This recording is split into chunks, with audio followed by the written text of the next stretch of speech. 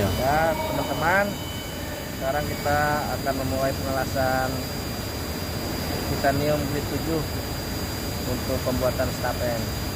Oke, ini kita lihat prosesnya.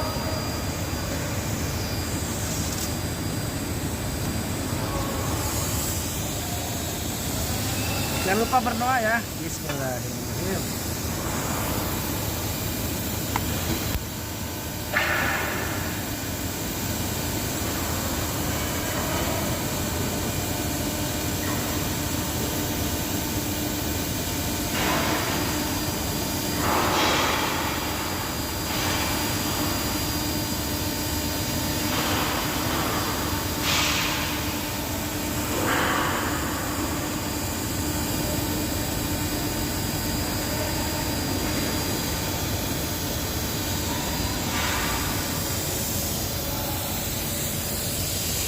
Harus tunggu sampai dingin ya, nggak dingin biar kalau dekat